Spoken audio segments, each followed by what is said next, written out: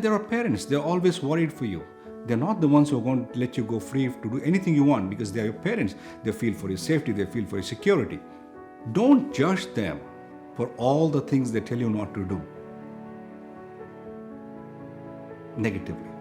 They do it with the fear of your safety and security. That's about it.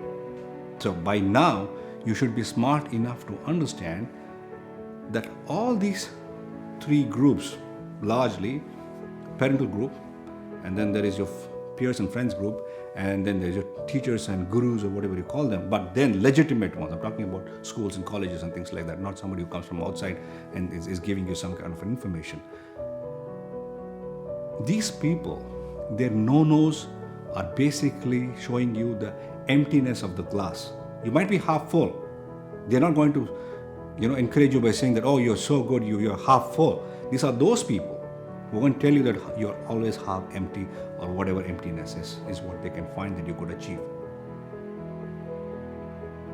So you're not proving a point to your teachers, your friends, or your family. They're only having a better expectation of what you can do.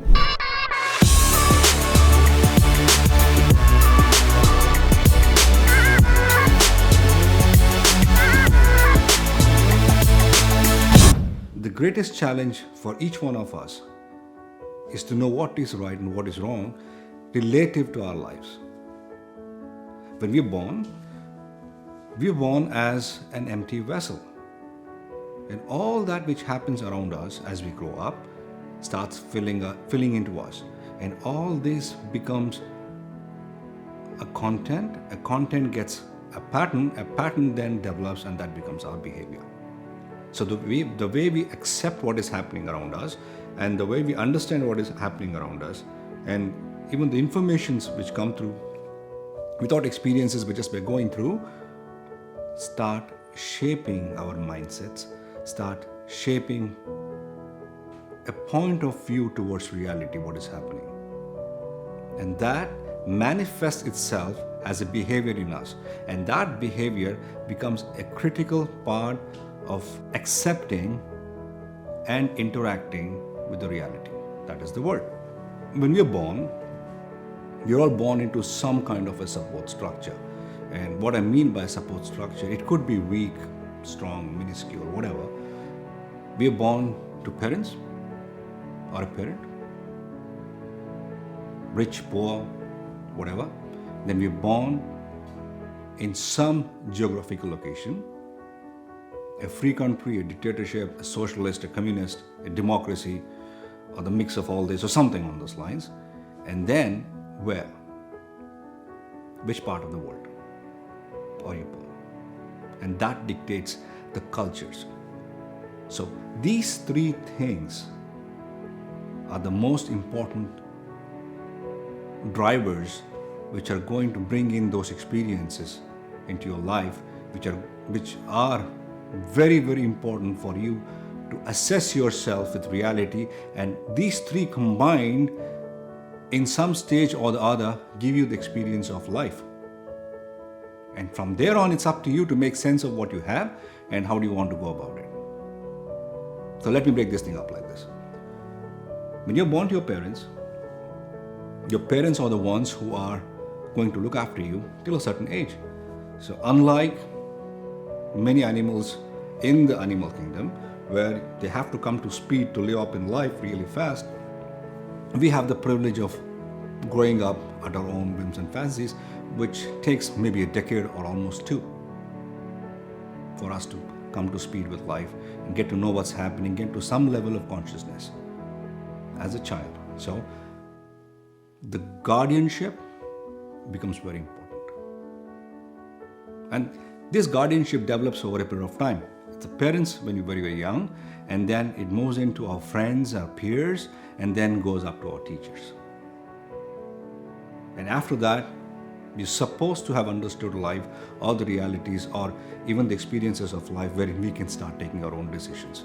That's how it's largely framed for most of us. What happens is, our parents, even though many feel that they're negative because they are the ones who keep saying don't do this or don't do that, are worried about our safety, they're worried about our security, and they're very much worried for our lives. Underlining all this is they want us to come to speed with life fast so that we can start managing it. So parents are very critical as the primary,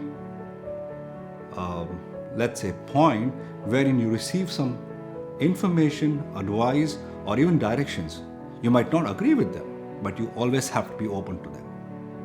And then comes your friends and the circle of friends you move around with. Let's say you are in your teenagers. So most important at that point in time is your mind is at the developing stage, at a stage where you're accepting information, you're ready to charge and get on to the world, you're eager, you have a lot of energy.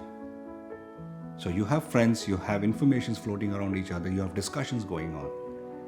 And most of us also have this feeling that friends might not give us a real feedback, or probably that feedback is so real that it doesn't make you feel special or doesn't give you a sense of strength that you're going to do something great or good in life. I'm just going on the negatives here. There are more positives to this. I'm just going on the negatives. How do we go about doing this? And then the third most important thing are teachers. Our teachers are probably the only critics who judge us on what we are doing and thereby passing judgments about what we could do.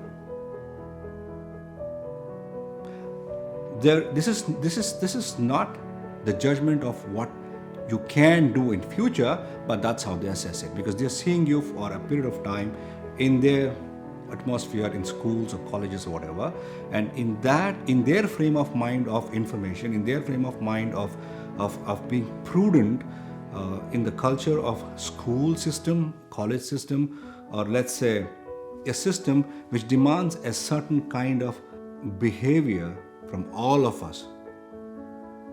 So the judges in that behavior, and they might come up and say you're not good in this or you might not be good in that. There are not many teachers you would find who are going to say that you're going to change the world, because they're always trying to make things better by telling us what we are not good at. There are hardly teachers who are going to encourage and say you're going to do something great. You won't find most of them. I wouldn't say you won't find. Most of the teachers are going to tell you that, okay, you're not good in this, do something on these lines. So if you look at it on the flip side, there is no one. Your teachers are not promoting you, and promoting in the sense they're not giving you a hype or not creating a hype around you so that you can go and change the world. Your friends don't take you seriously because they're friends. What do friends do?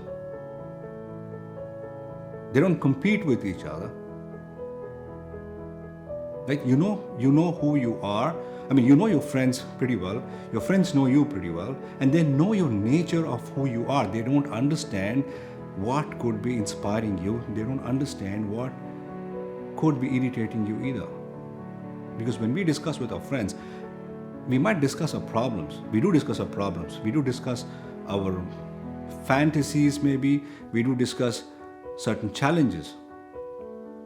But all of us at that point in time are more or less on the same bandwidth when it comes to information and intelligence, because we are exposed evenly to an X years of life. So each one of us doesn't take another too seriously. So if anybody is calling and saying, oh, you can do this, or you might not be able to do that, or are you going to do this? That's just being a friend.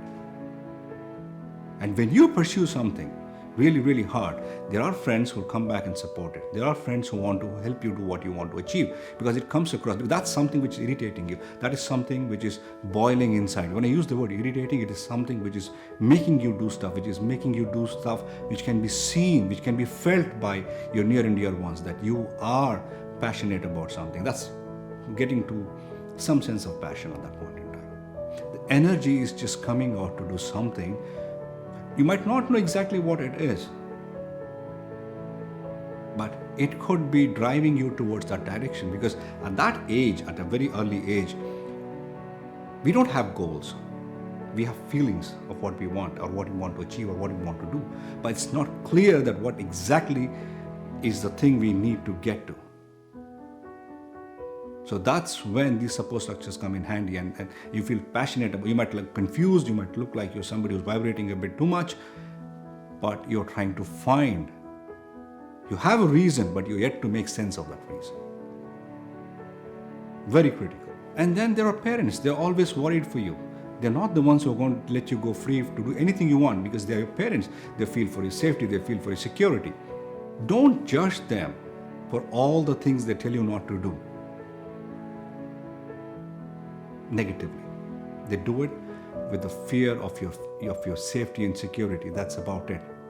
So by now, you should be smart enough to understand that all these three groups, largely parental group, and then there is your peers and friends group, and then there's your teachers and gurus or whatever you call them, but then legitimate ones. I'm talking about schools and colleges and things like that, not somebody who comes from outside and is giving you some kind of information.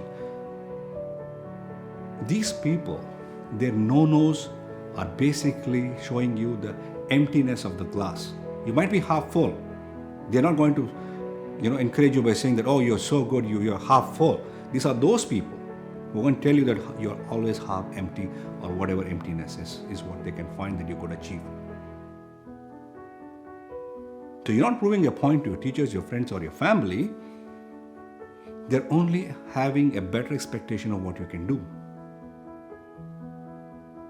So don't take them in a negative way.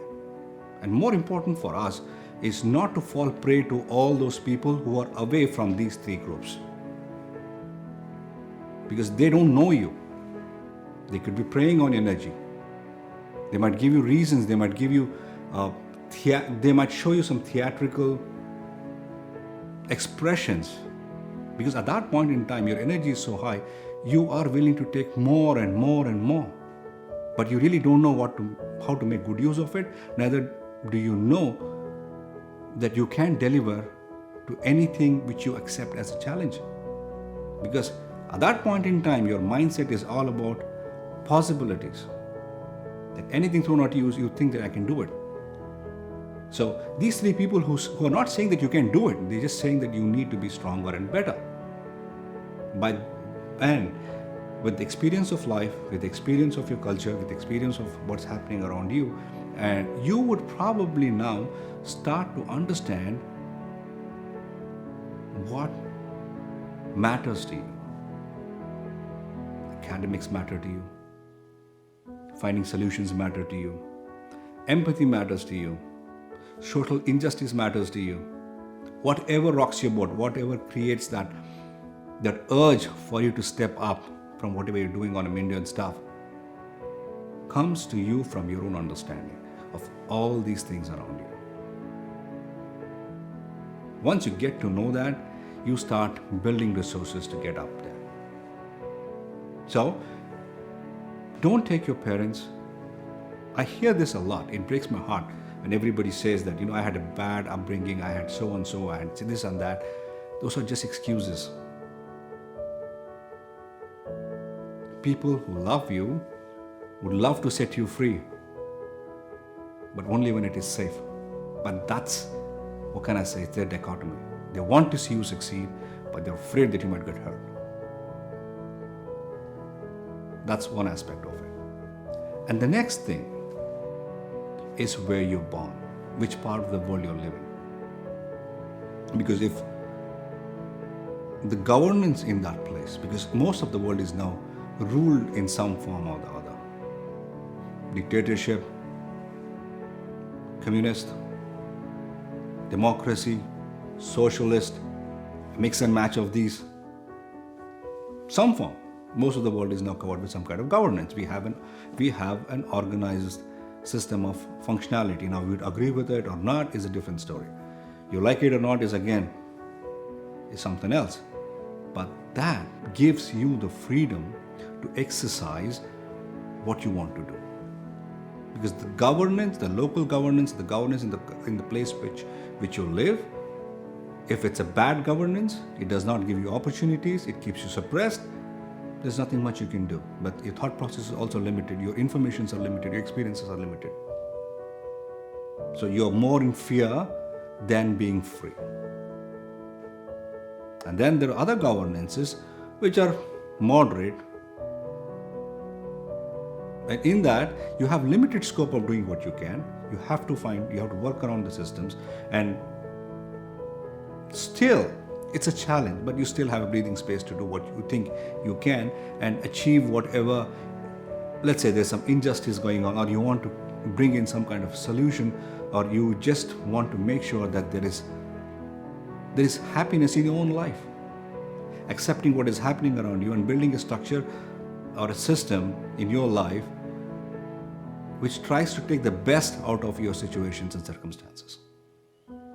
And there are these nice places wherein the governance is good, where the interference is at the minimal, which would encourage you to have more cooperations, make more collaborations, come out with solutions, because solutions don't come out from a single person. None of us are complete in the true sense. We are part of a puzzle.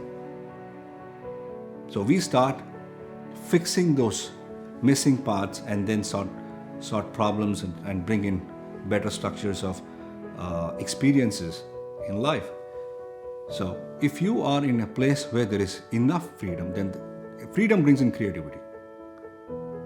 And creativity simply means that you are going to work with many people, you're going to collaborate with many people, because you're going to engage with more and more people to understand the social or the emotional construct of what you're trying to deliver. So cooperation becomes the biggest driver. And the sharing of information and sharing of all kind of experiences makes our life richer, and it makes us experience more and more things by which we can sort not just problems out, we can sort our lives out, make it into a fantastic experience. And this is about the freedoms which we would engage as human beings in the realm of governance of wherever we live in. The third aspect of this triad is cultures and belief systems. Cultures and belief systems are age-old mechanisms humans have used to make sense of the unknown. There are millions of cultures around the world. And what is the construct of a culture? Those are practices of bringing people together to live, survive, and thrive.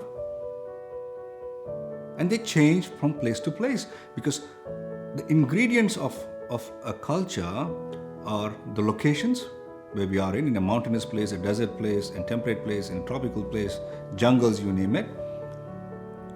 What surrounds them, the food, the availability of the food, and the temperatures which come by.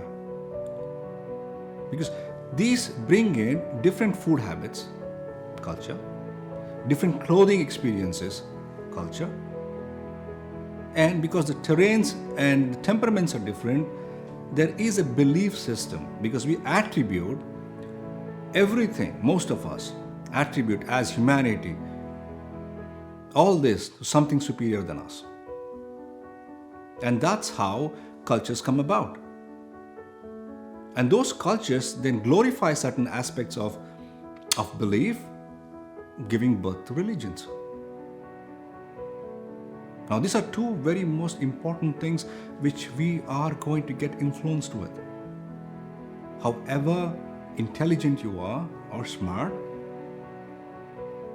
when you're born, assume that you have a culture and a religion. Of course, we all are, and we choose to know as much as we can, or know less, or not even accept it. But then after that comes in a stage wherein we are students educated enough to understand what's happening around us. Science, technology, arts, mathematics. Okay, now we know something about tangible occurrences of the world. And then we are adults now. We are supposed to make some calls, judgments, and whom are we going to do with people around us? And here comes in a surprise package which affects most of us. You could be rich, you could be intelligent, you could be anything, you could be poor, you could be anybody, but it affects all of us today. It's a reality of today's life at least. And that is belief systems. And culture is a way we have tried to make sense of our lives over ages, not decades, centuries and beyond. How, where we live, what we eat, and because of the weathers, what kind of clothes we wear, and because of the natural resources and how we name those natural resources around us and how we respect them. Because end of it, when you look back, we have all attributed natural resources towards godliness. And most of them have turned that into gods too. So we have gods of wind, gods of sun, gods of rain, you name it. And those are, and then they went into solidify over a period of time. I'm just giving a macro picture to become religions, some kind of monoliths, which again drive down certain policies. Now, keeping that aside, when two different cultures meet, it's evolution, it's centuries of information in practices, understanding of various things which come together. When people from Asia meet people from Europe, they bring in immense amount of information, technologies, intelligence, and understanding.